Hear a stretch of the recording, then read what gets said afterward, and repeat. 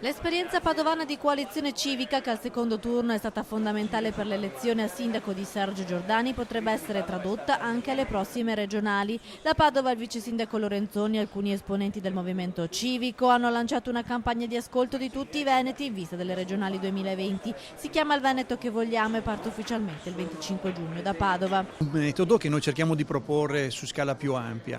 Stiamo cercando di capire nel Veneto se ci sia la disponibilità a lavorare insieme per un progetto civico che si concentri su dei contenuti. Per noi è importante che la Regione faccia un ragionamento su una serie di temi importanti per lo sviluppo della Regione e per il benessere dei cittadini.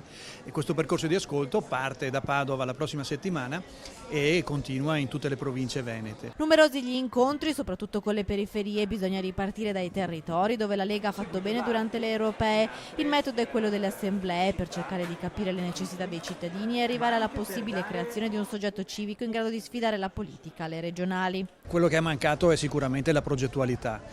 I territori, così come li abbiamo sentiti, hanno desiderio di trovare appunto la possibilità di confrontarsi, la possibilità di portare al centro i bisogni delle persone, i bisogni delle imprese. Coalizione civica dunque potrebbe arrivare alle regionali con un suo candidato. Il vice sindaco padovano Lorenzoni esclude però di essere lui il prescelto. Arturo Lorenzoni è a Palazzo Moroni, ha avuto un mandato dai cittadini che intende rispettare, in questo momento non è assolutamente in discussione, c'è un clima in giunta che è assolutamente piacevole e costruttivo e non ho intenzione di modificare la mia posizione assolutamente.